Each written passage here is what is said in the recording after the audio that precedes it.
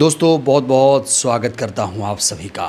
आज हम बात करने जा रहे हैं तमिलनाडु की। आज तमिलनाडु में एक ऐसी घटना घटी जिसने पूरे देश की सियासत को प्रभावित कर दिया है।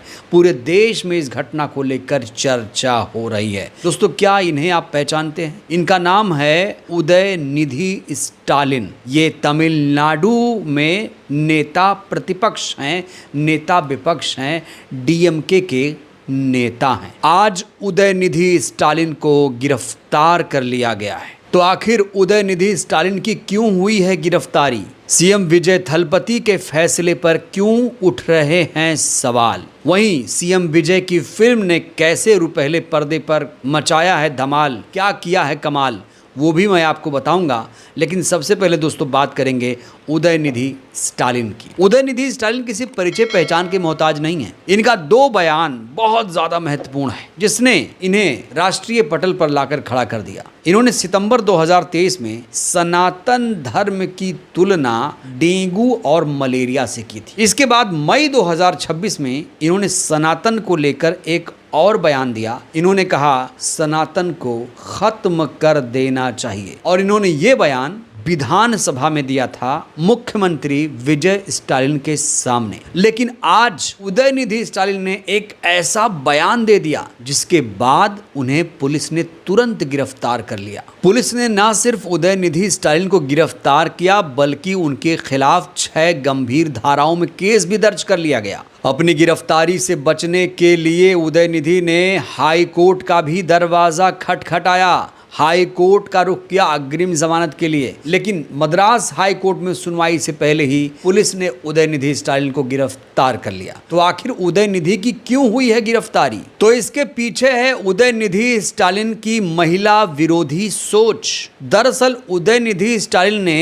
एक रैली में भाषण के दौरान कहा कि पानी कहीं और पहुंचे या ना पहुंचे वहां जरूर पहुंचना चाहिए। उदयनिधि के इस बयान को डबल मीनिंग बताया गया। कहा गया कि उदयनिधि का ये बयान महिलाओं का अपमान है।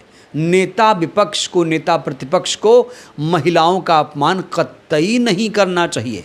कोई भी नेता हो, कोई भी नागरिक हो, उसे महिलाओं का अपमान नहीं करना चाहिए।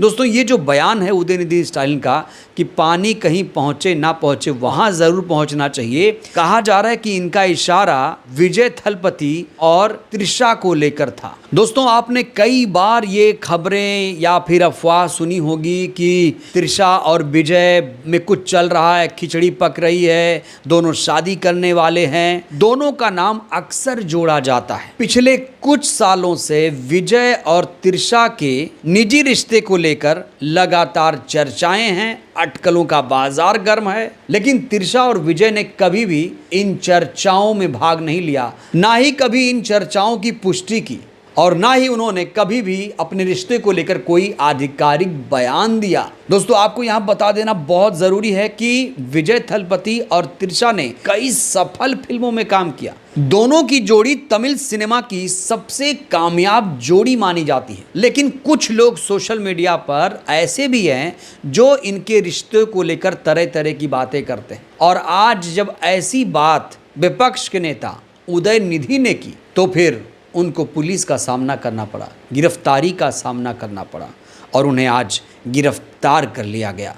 यही वजह बताई जा रही है उनकी गिरफ्तारी के पीछे। हालांकि उदयनिधि ने आज अपने बयानों पर सफाई देते हुए कहा कि मैंने कुछ भी गलत नहीं कहा, मैंने विजय के अलावा किसी का नाम नहीं लिया, ये बदले की भावना से की गई कार्रवाई है, अब फैसला अदालत करेगी। जैसा कि हमने आपको बताया कि पूरा मामला अब मद्रास हाईकोर्ट में जा चुका है।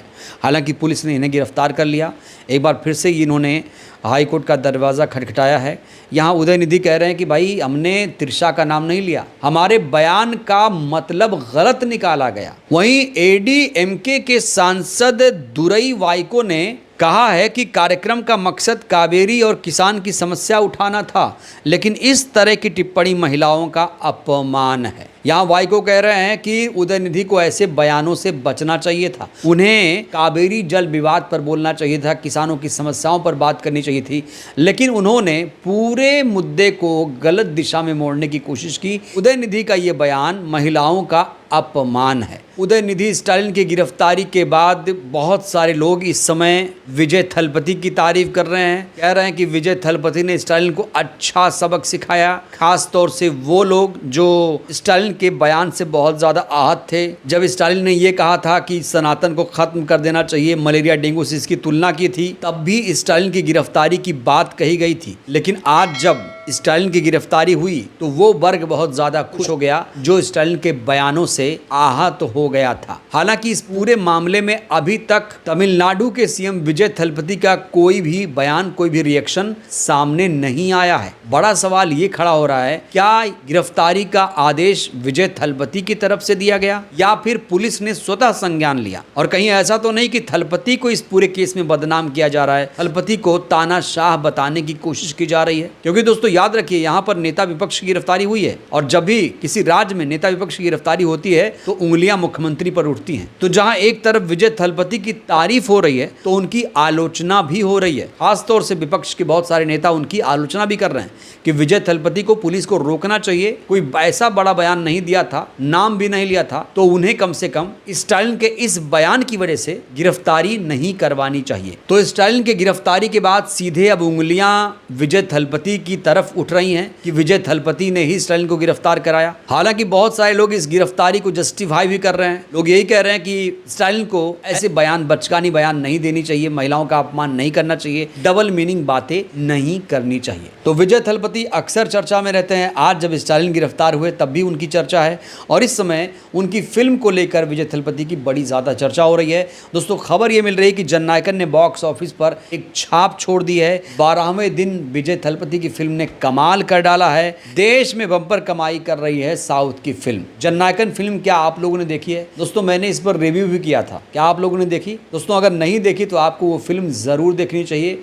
उसमें लोकतंत्र की मजबूती, संविधान की मजबूती की बात कही गई है और खबर यह भी मिल रही है कि ये फिल्म लगातार कमाई कर रही है। बॉक्स ऑफिस कलेक्शन के बारे में सैकनिल्स की एक रिपोर्ट आई है जिसके अनुसार कहा जा रहा है विजय थलपति की इस मूवी ने दूसरे सोमवार को करीब 4 करोड़ का कारोबार किया है। इसके साथ ही अब जननायकन की नेट कमाई 180 करोड़ पहुंच चुकी है, जो रिलीज का दूसरा सप्ताह पूरा होने के लिहाज से किसी भी फिल्म के लिए बड़ी उपलब्धि मानी जा रही है। और कहा जा रहा है कि जिस तरीके से विजय थलपति की जननायकन की कमाई का कारवां बॉक्स ऑफिस पर चल रहा है, उसको मद्देनजर रखते हुए ये साफ अंदाजा लगाया जा सकता है कि साउथ सिनेमा की ये मूवी इस वीक बड़े आराम से 200 करोड़ के क्लब में एंट्री कर लेगी। तो फिल्म बहुत अच्छा बिजनेस कर रही है, बहुत अच्छी कमाई कर रही है, फिल्म बहुत खूबसूरत है। हालांकि इस फिल्म को तो और ज्यादा हिट होना चाहिए था। दोस्तों ये फिल्म लोकतंत्र, संविधान की मजबूती की बात करती है। अगर आपने ये फिल्म नहीं देखी है तो मुझे लगता है आपको ये फिल्म